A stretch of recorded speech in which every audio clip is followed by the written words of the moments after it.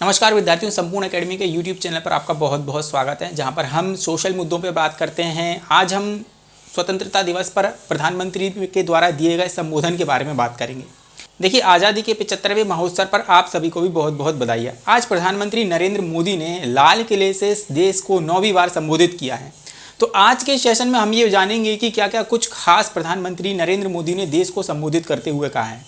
देखिए, इस सेशन की शुरुआत करने से पहले आप ये जान लीजिए कि इस बार का जो संबोधन था वो 83 मिनट का था। प्रधानमंत्री मोदी ने सबसे लंबा भाषण वर्ष 2016 में दिया था, जो कि 96 मिनट का था, और सबसे कम समय की स्पीच वर्ष 2017 में दी गई थी, जो कि महज 56 मिनट की थी, जो कि 1 घंटे से कम की भी थी।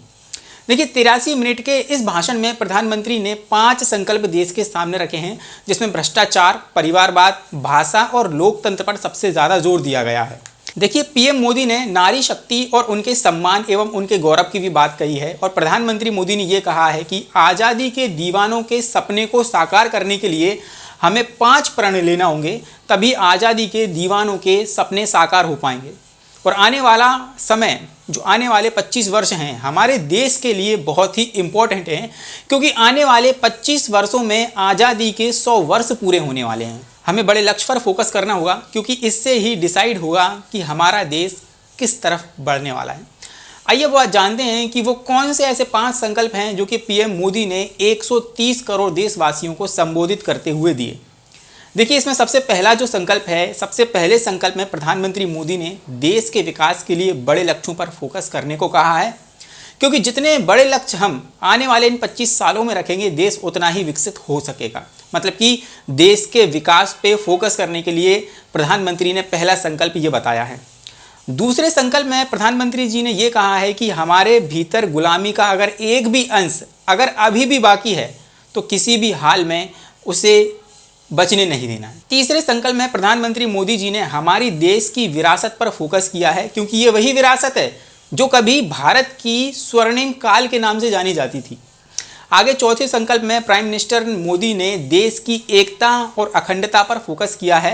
उन्होंने कहा है कि देश की 130 करोड़ जनता एक होनी चाहिए, क्योंकि 130 करोड़ देशवासियों में एकता और अखंडता का होना बहुत ही जरूरी है। पांचवें संकल्प में मोदी जी ने नागरिकों के कर्तव्यों पर फोकस किया है, क्योंकि हर एक नागरिक का ये कर्तव्य बनता है कि वे देश हित में काम करें, जिससे चाहे वह प्रधानमंत्री ही क्यों हो, चाहे वह सीएम क्यों ना हो, हर एक व्यक्ति देश का नागरिक है और वो कि आम नागरिक है। चलिए अब प्रधानमंत्री मोदी के संबोधन की कुछ इंपॉर्टेंट बातें जानते हैं जो कि उन्होंने देश के हित में कही हैं।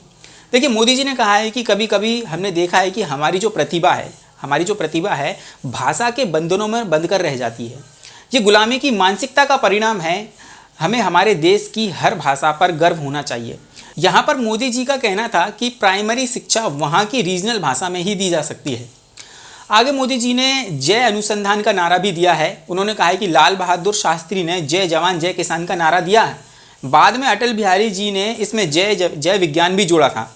अब इसमें जय अनुसंधान जोड़ने का समय आ गया है, क्योंकि आने वाला जो दौर है, जो समय है, वो टेक्नोलॉजी का दौर है। इसलिए प्रधानमंत्री नरेंद्र मोदी जी ने जय जवान जय किसान और जय विज्ञान के बाद इसमें जय अनुसंधान भी जोड़ा है।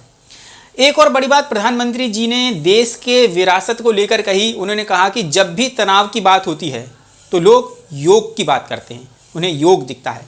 जब सामूहिक तनाव की बात होती है तो भारत की पारिवारिक व्यवस्था दिखती है। संयुक्त परिवार की एक पूंजी सदियों से हमारी माताओं के त्याग और बलिदान के कारण ही विकसित हुई है, जिन पर हमें गर्व है। आगे प्रधानमंत्री ने भारत को लोकतंत्र की जननी भी बताया है। भारत मदर ऑफ डेमोक्रेसी भी है। जिसके जहन में भी लोकतंत्र होता है, वे संकल्प लेकर चल पड़ते हैं।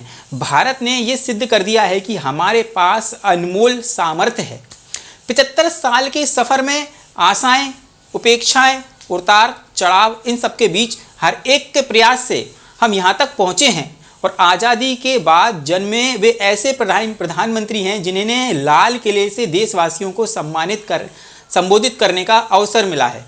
देखिए, प्रधानमंत्री जी ने देश की आज़ादी में जो आदिवासियों का योगदान है उनको भी याद किया है। उन्होंने ये भी कहा है कि जब हम आज़ादी पर चर्चा करते हैं तो जंगलों में रहने वाले आदिवासी समाज का गौरव नहीं भूलते।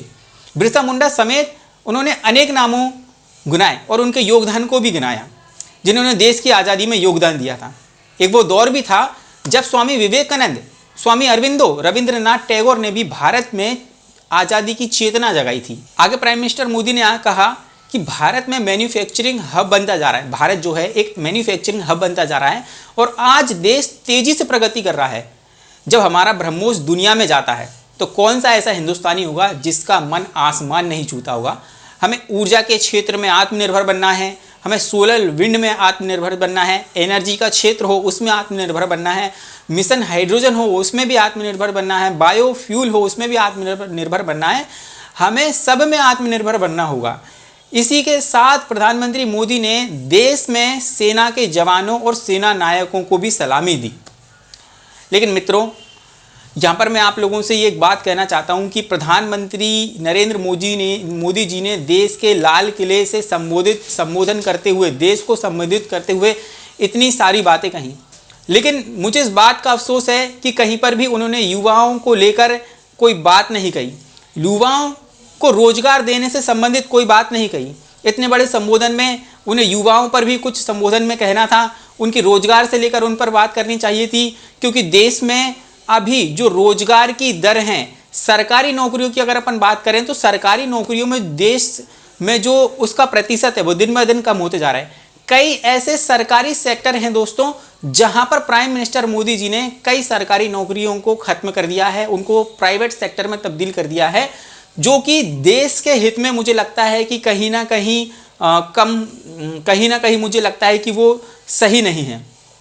इसलिए मैं प्रधानमंत्री जी से ये भी आग्रह करता हूँ कि वो देश के हित में युवाओं की रोजगार से संबंधित समस्याओं को हल करें। और फिर मैं इसी के साथ में यहाँ पर अपने सेशन को विराम देता हूँ।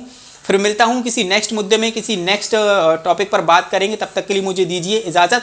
जय हिंद और धन्यवाद। और संपूर्ण अकेडमी के यूट्यूब चैनल को आप जरूर से जरूर सब्सक्राइब कर लेना और बेल आइकॉन को प्रेस करना बिल्कुल भी मत भूलना, क्योंकि ये एक ऐसा प्लेटफॉर्म है जहाँ पर हम ऐसे सोशल मुद्दों पर बात करते हैं, ऐसे सोशल इश्यूज़ पे बात करते हैं जो हमारे निजी जीवन से तो जुड़े हुए हैं और हमारी एग्जाम के पर्पस से भी बहुत इंपॉर्टेंट है। तो फिर मैं मिलता हूँ, इजाज़त दीजिए। जय हिंद और धन्यवाद।